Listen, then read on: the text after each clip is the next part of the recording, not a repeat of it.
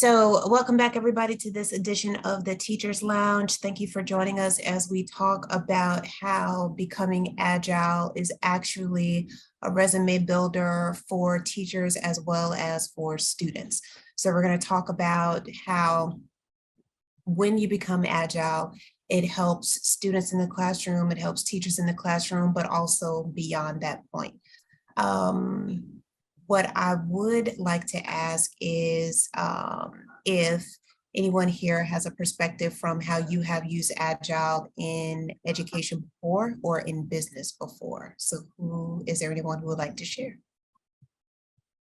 Sure. Well, I'm certainly happy to share from the perspective of, using agility and agile ways of working, both in industry, but whether it's, public sector, private sector. That's where I've spent most of my career is in engaging with leadership and organizational teams and teams of teams, and helping them not only bring in new skills and new practices to meet the challenges of the digital era that we're in, but also to unlock for them the real potential that comes from providing knowledge workers. These are essentially workers whose job involves solving any kind of new problem on any given day.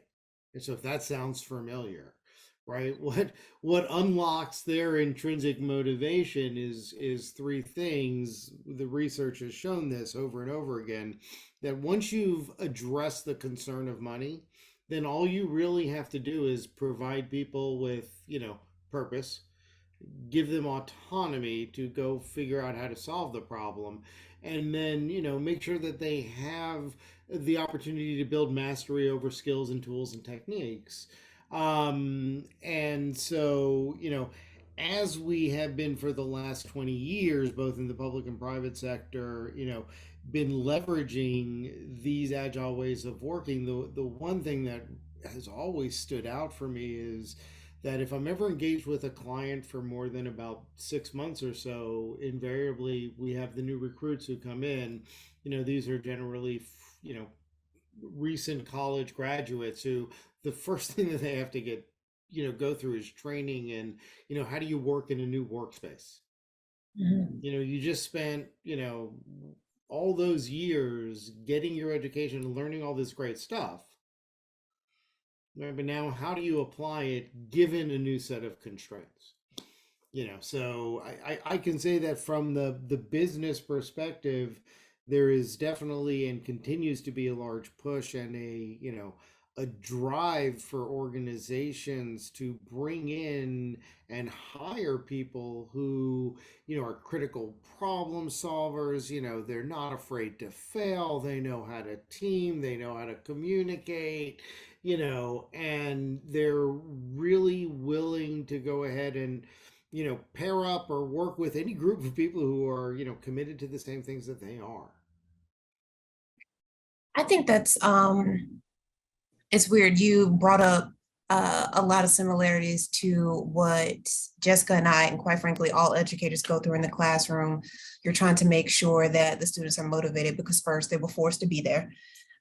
Forced to be there at a time where they really don't want to be awake because we teach middle school and high school. They want to be awake later, not at 7 o'clock in the morning. And quite frankly, neither do we. But so the motivation automatically is not necessarily there. And so how are you going to hook them? What are you going to try to do to entice them to be a part of what you're selling, basically? And I'm biased, but I think Jessica has done some great projects in her classroom that really kind of showcase how to do that. Like where she had her students create an entire museum for her students that were in person and that were hybrid. But I won't steal all of her thunder. Like if you want to share something that at least you have done, because we had Jeff's perspective from business about how he's used agility and how it works. So if you could share an example for us about how you've used it in the classroom, that would be awesome. Thanks. So, I really like agility in the classroom. The way I kind of frame it is that it's empowering teachers and students, and it's empowering both because both are learning the same skills that are business ready skills. And so a lot of that capture of students really comes from giving them opportunities to use real world skills, because students go through every day and are never given purpose. Why are we doing this? And so they go into class, think about a student's day. If you've never shadowed a student for a day, what their day is like is they wake up, their mom pushes them out of the house, they get dropped off at school, they sit in first period, they sit in rows, they're quiet. Maybe they get to collaborate for 10 minutes. Then they have 3 minutes of passing time. That's 3. Then they go to another class, same thing, 3 minutes of passing time. So like they have no autonomy in their day. And so like things are just being pushed at them. But if you tell students, here, I'm going to give you a little bit of choice. But most importantly, I think the way that I start every lesson is, here's what we're doing today, and here's how you use this in your life. This is how it's going to make your life better. And even on my first day of school is, I teach you civics, or I teach you American history, or whatever I'm teaching that year. But here's what I'm doing is I'm using this content to teach you skills on how to hack your brain. I'm going to teach you how to learn so that you know how to learn, and you can go out and learn any subject that you want. And then along the way, when we introduce things about like stand-up meetings, or we're having Kanban boards brought into the class, or we're learning project management skills, I always say to them, do you know that this skill that you're struggling right now is used by Fortune 500 companies, and you could put this on your resume when you're done? Do you know that you're learning a skill that your parents use at work every day, and it handsomely pays off for them? Do you know that this is an entire career that you could pursue if you like this? And so it's constantly giving them that you're not doing something just to do it, to check it off a list, or to appease me, or to appease your parents, is that you're building towards something better in your own life. Like you're having not just choice in the classroom, but real agency in your life, that if you're like, I really like this, I can continue to learn about it, and it's purposeful in my life, it drives me forward.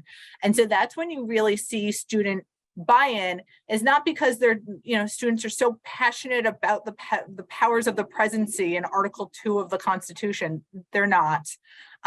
They're really passionate about the idea that they get to create something and it has application in the world outside of the classroom. And I think that's what gets lost sometimes in our schools, is that we don't show them how they apply this knowledge outside of our classroom. And agility really, really does that, because there's so many skills that they learn while in an agile classroom that apply to the rest of their world, that are resume builders, that you get badges for LinkedIn for. Like they're real applicable skills that you could market to colleges or to jobs that they don't ordinarily get an opportunity to practice within a traditional classroom. Yeah. It's interesting, Jessica, what you were saying there sort of about the energy of it. What I saw at the senior admin level as the head of school and the academic director, and also as a classroom teacher, was it started to create this sort of infectious energy. And so what teachers started reporting, and what I experienced in the classroom, was because they were doing more, I was doing just guiding from the side. So I was so much less tired coming out of class, because they were stoked and they were picking up the work and they were running with it. At the admin level, it was actually kind of a similar thing. It was like, it just created energy because it created clarity. When we made the work visible, things would just start to happen. So we really saw it at the classroom level, and then also at the administrative level, because it was just, I don't know, stuff just started to flow. So that's interesting, because we see those benefits paralleled as outcomes when we bring agility into the workplace, right? So whether it's, and I've done this work with government agencies, I've done it with, Fortune 500, with global companies, right? And we see in leaders all of a sudden this less stress. Why? Because they are able to step away from that micromanagement. Why? Because now we have better ways of communicating the things that are completed, our progress, how we're attaching and delivering on the things that we've all agreed were important to, and that tends to reduce the overall stress when, you get the people involved closest to the challenge. So the parallel is the students closest to the learning, right? They're the ones who have to learn the things, right? I imagine teachers already know this stuff, right? And so if that's the case, right, then it as quickly as possible say, hey, look, this is the context, these are the constraints, these are your milestones, right? They could be, they could be provided by the state, they could be provided by, the accreditation or whatever it is, right? They could be, showing up as Sarbanes-Oxley regulations for a financial institution that's doing a transformation. And the skills that deliver that are the same, whether you're in second grade or whether you're running a multi-billion-dollar company. And the funny thing is I used to joke about it all the time when I'd walk out of some 2-hour session with a senior executive for some multinational company, and I just want to bang my head against the wall. And I'm sitting there saying this would be so much easier to teach these skills to a third grader who does not have 50 years of experience in thinking they understand how work actually gets done in this new environment that we're working in. But I think related to what Simon was talking about is Jessica and I experienced that when we were working, like our work level got easier as well. We were less tired. And after being burnt out, after going through COVID, which affected everybody in so many ways, there weren't a lot of teachers at the school we were at the time that were motivated to come back. We were planning for the next year over the summer because we weren't as tired, because we were energized, because we had done this. But I do think it's almost like we all have heard about trickle down economics. If you start in the classroom, this energy actually trickles up because the kids infect the teachers get energized, they want to infect other teachers, it spreads to other classrooms.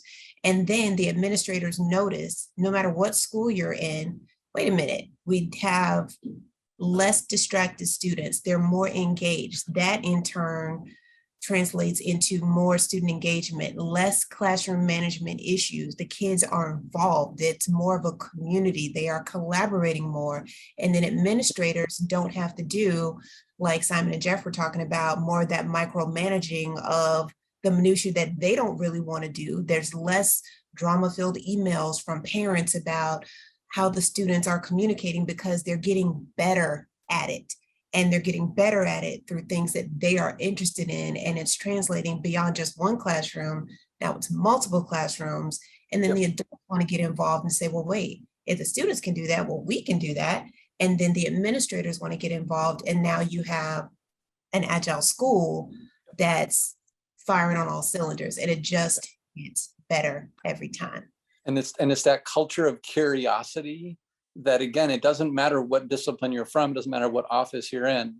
Once that culture of curiosity starts to spread, it has this like tailwind effect. And it's just like, it's just fun. It's more fun to be a part of. Something that I wanted to touch on really quickly too is that Jessica hit on this, that the students can get certified or get badges for things that us as adults do, like on LinkedIn, different certifications that you can earn. That's some of the benefits to teachers as well as students, different plays on that. For the students, the skills that they are getting, they earn those badges, but then they also can add that to their digital portfolios. So whether they're in public or independent school, whether they're in homeschool, that is something that will track with them as they go. Does anybody want to speak to that? Well, I think what's really important in that is really the building of these skills. But I keep going back to the word empowerment, because as a burnt out teacher, as a teacher that was ready to leave, finding agility helped me learn skills that kind of calmed down the voice in my head, like, because I felt trapped. Like sometimes you're in a position that you start to feel trapped in your position. Like I have a history degree and then a master's in education. Where do I go with that?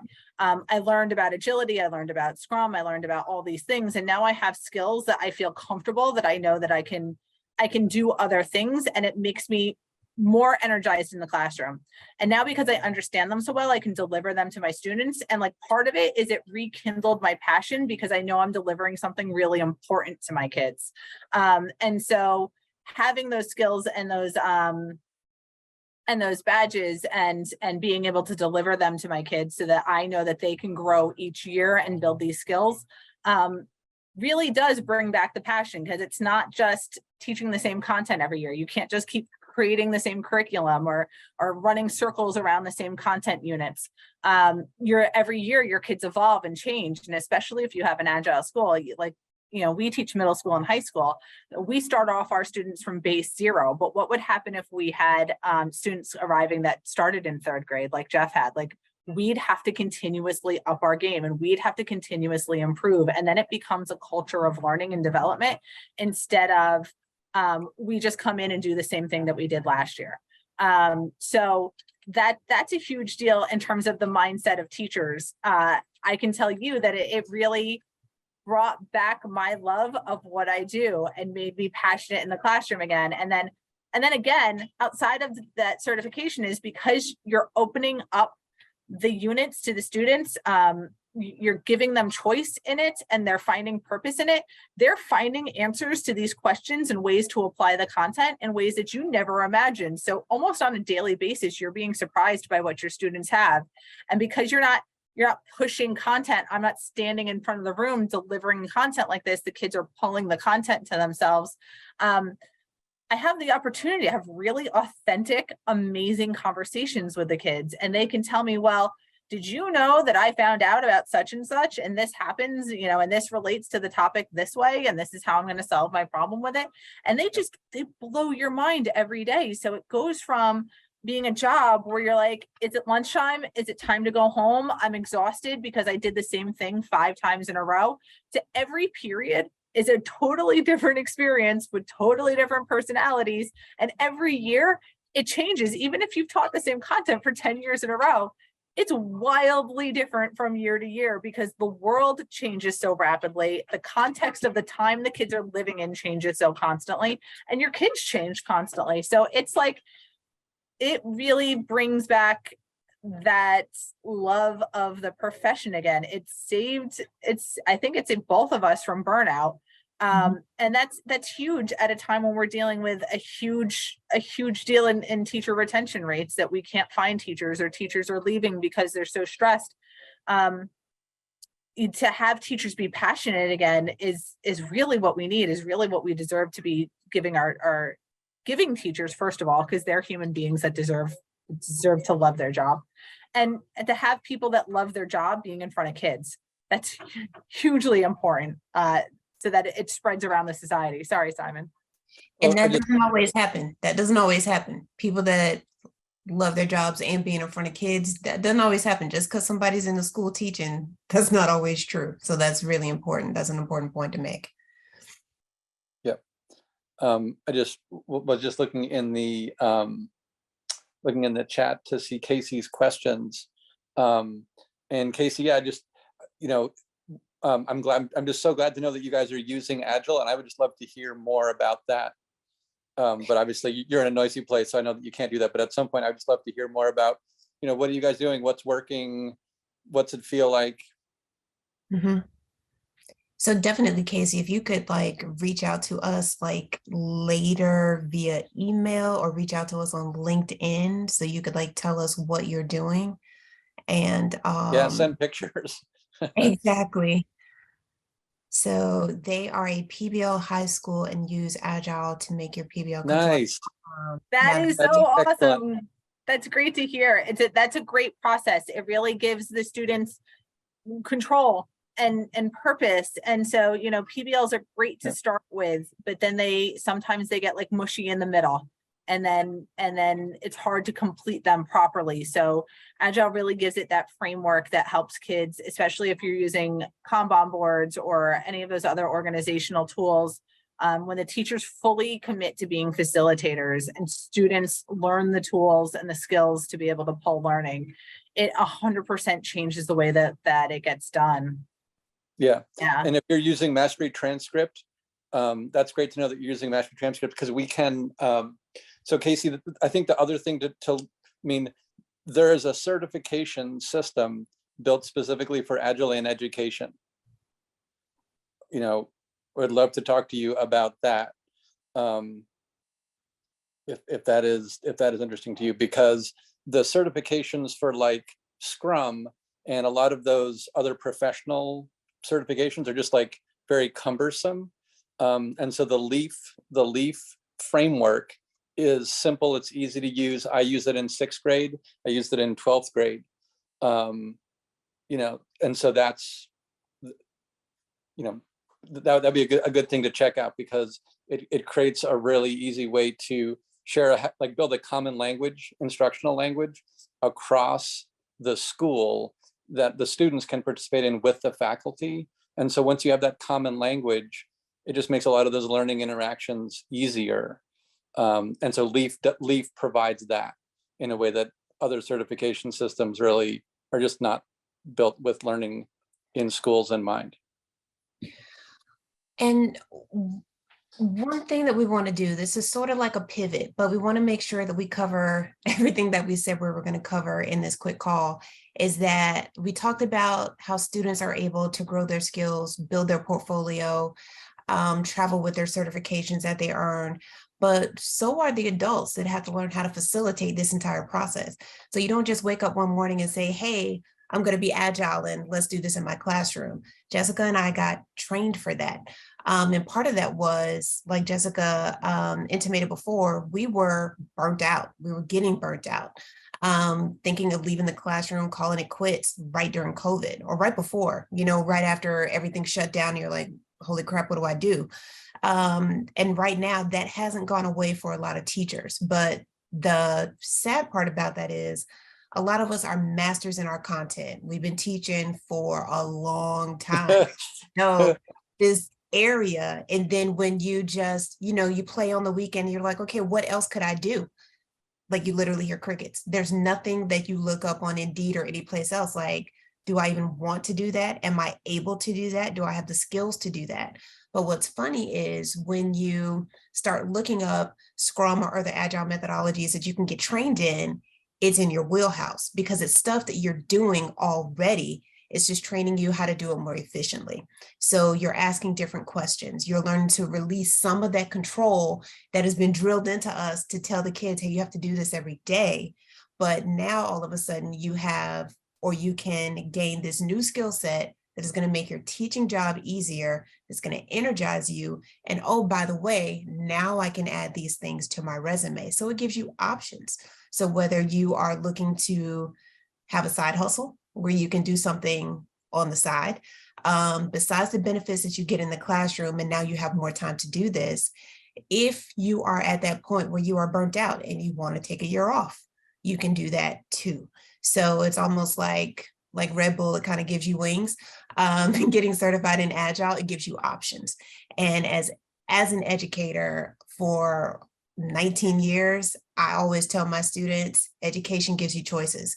And so as an educator myself, I like having those choices. It gives you the freedom to explore, just like how you're trying to do with the kids.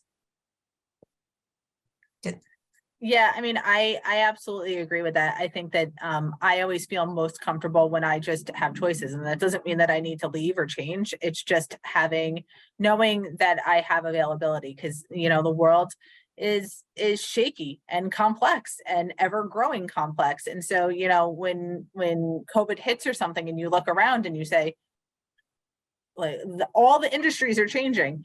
You know, am I prepared for that? It's good to know that you are. And so, you know, I kind of fell into this because the summer of COVID, I got a random email selling me courses, because that's the kind of email that I get. And it said, want to learn Scrum. And I was like, that word is hysterical. Yes, I want to learn that. And so I looked it up and I was like, oh my God, this is what I do, but for adults, like real people, like adults do this job, not just teachers. And so it grabbed me instantly. I read the book and I was like, I'm in because this is what I do already. And now I'm going to learn new skills. So, I mean, it gives you that really great feeling that you're learning and you're accomplishing and you're adding more skill. But again, just to bring it back to the classroom too, is that, your teachers are empowered, but that brings power to your students. Like, for your students to know that there's always options. They can go into the culinary program, they can go to Harvard, they can go on any path that they want to go to. But if you have a school that integrates these kinds of skills, and then goes the further step in certifying it, your students graduated 8th grade with a level of skill and competency that Jeff, do you have that number? I love it when you give that number. Public schools spend like $15,000 a year on each student, and then they have to go to college, and then they come out and we have to spend how many billions of dollars to train them how to work? Yeah, in industry right now, I mean, they were, the last time I saw the numbers, it was projected to be like $36 billion a year to learning and doing digital transformation work, which is basically teaching their people how to look at things as systems rather than how to be better cogs in a system. Right. So it's like the idea of taking that money, like, so what if we spent $15,000 or whatever the tuition at your school is, and then students, could go to higher ed if they wanted to, but what if they skipped the $250,000 for higher ed because they already had job ready skills? Yeah. But then what if the economy is saving $32 billion a year, not retraining them again, and then it can go towards solving like a humanitarian issue, right? So a real problem. we that is actually a principle from lean manufacturing, where if you have the opportunity to introduce something into the system that accelerates the flow of value, if you can introduce it earlier in the system, it will cost less and you will get the benefit for longer. So why wait until people have gone through school, have gone to, I'll train people who are, 10 years sitting in their role, and they're asking, what do you know about doing this job? I'm like, I don't know anything about doing your job. I know about how teams can effectively work together to deliver more value when they focus on customer value and quality and experience, and how the overall experience for everybody is better. And I also know that that's what industry wants. Mm-hmm. So it does kind of, like, for the educator in me, it kind of makes sense to try to implement this as much as possible in ways that you can, while you can, and especially in public school while it's free. And that's. Can I say one last thing? Oh, yeah. So, when I started out in education, I started out at basically capital P progressive schools, which were in this John Dewey mode. John Dewey's whole vision for education was to get people ready to be citizens of a sort of more current moment. It was about that relevance being built in through school, that purpose-driven thing. And I think, Jeff, back to where you started the conversation about sort of autonomy, mastery, and purpose, it had not occurred to me that was kind of like a progressive value harmonic with a lot of progressive education. And as a progressive educator, it took me like 3 years to just figure that out. So color me slow. But I do think it does make sense to try to institute those things as soon as possible. And the thing that I think is important for Jessica, what we always try to stress on these calls, is that it doesn't have to be this major transformation. It can be a slow one, kind of like water running over a rough rock. What's the one thing that you can change tomorrow? What's the one thing you can change this week? What's the one thing you can change this month? What's the one thing you can change in a unit? And as you see the effects of that on your students and on your peers, you'll want to change more. And that's the beauty of agility. When you see it work in this one area, you're like, this is too simple not to work in this larger area. Let's try it here. And then when it does, as you reflect and as you pivot and you change and you iterate to a new step, the process has been working for a long time. Agility is not new. It's just new to education. And so what we're trying to do is to make sure that we spread the word and have other people jump on board as well. So Casey's saying she's the only progressive high school in the area, and Agile is a language we can lean on to help parents who don't get progressive and understand the impact. Yeah, of because progressive Yeah. in the current moment can scare some people because they don't understand progressive of 100 years ago with a capital P is not what it sometimes means today. That's cool.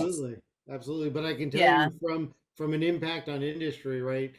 I don't think I've worked in an organization in the last 15 years where they didn't have putting together groups of people who come from diverse backgrounds, right? Oh, hell yeah. They have a whole set of different beliefs who have to figure out how to work together because they have a shared and common goal and their paycheck might depend on it.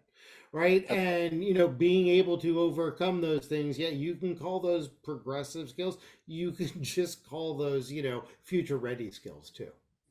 Mhm. Life skills. Yeah. Life Yeah. skills. And I mean, we talk about this a lot, but those AI proof skills with teachers and the education industry just being shocked by Chat GPT, and now BARD is supposed to be even better. I just read an article that the next one is well, not only the next crazy. iteration of Chat It only GPT, gets but better. it's only getting better. It's And so not slowing down. if we're all freaking out now, like, what are we gonna do in a year? Just maybe stop concentrating on those skills of the past and really project forward. And so agility seems to be the language of the future of how we work. I mean, look at all of us. We don't live anywhere near each other, and we're all on a call together, communicating and working together. We've worked with people that we haven't met for 2 years. And then after 2 years, we finally found out they had legs. So this is the way that people work. And it really develops those AI proof skills. So are you preparing your students to work in a world or be successful in a world? I don't care if you work, whatever your definition of successful is, but in a world that their job can't be automated or the things that they like can't be automated. How do they bring the human perspective to that world? And are we teaching that in school? Because if they're just writing term papers and they're just doing multiple choice questions and they're just regurgitating information, they're basically Chat GPT now, because they're taking in information and they're just regurgitating it back to you. So how do we make them something different than what AI is? And that's developing empathy, that's complex problem solving, that's making unique connections between content areas that AI cannot do right now. That's understanding that there's multiple perspectives to any given obstacle or any given problem. All of these things are things that need to be practiced in education, and they come with agility because you are working in those diverse teams. You're having to communicate with others. You're having constant roadblocks. So you're trying to solve this problem and you're having to pivot and reflect. That reflective piece, we don't talk about it as nearly as much as we should, but teaching kids how to think about their thinking and how to reflect on something that they just did honestly within themselves and a group is honestly probably the largest contribution to humanity that Agile has. Because we really do have generations of kids that never learned how to reflect on their actions or and we're to be honest in a group. You two should do just one episode on the power of reflection and what you've seen in your classes with your students when they've sat down and looked at reflection, that feedback cycle as what it's, at least under the make-believe world of the Agile mindset, right? What it's intended for, which is, hey, find one small opportunity to improve, run one small experiment, and let's see what you can do in this short cycle. Just not to improve what you produce, but rather how you produce, so that you can produce more, better, higher quality, whatever it is, right? And how we move that away from judgment and assessment, where I'm good, I'm bad, I feel good about my, it's pretty, it's, all of that kind of falls away, where it's about progress over perfection. And again, all the things that as soon as you hit the workforce, it's like, hey, where do you stand on all these things? I would just even go into the idea of advisory now, is that, Roz and I have struggled through different ways of doing advisory. Usually you end up buying a very expensive curriculum and it's supposed to teach these, have empathy, work together. It almost having an agile school where the students are always doing those things almost eliminates that time. So that time comes back into the classroom and the students are learning it in a real, thanks, Casey. Thank you for joining. Hope to see you again. Sorry, Roz. Just practicing that in the classroom means that that you don't have to spend that money on the curriculum, and that time comes back into the learning space instead of trying to practice these skills out of context. Definitely. And Jeff, I think you made a great point, going back to what Jessica said in the beginning. The focus of the reflection should not be, okay, is the outcome better, but how you got to the outcome, is that better? That's what Jessica was talking about before, about really reflecting on learning how you learn and how you get better. That's really key. I think for that making really those is improvements. right.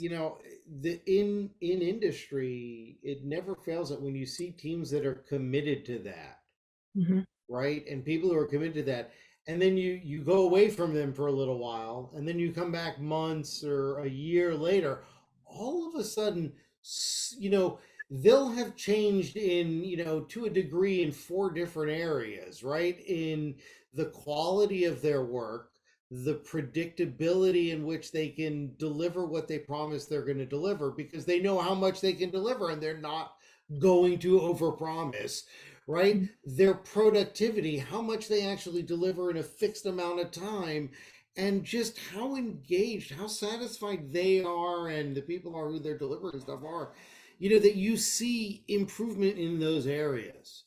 Mm-hmm. Absolutely.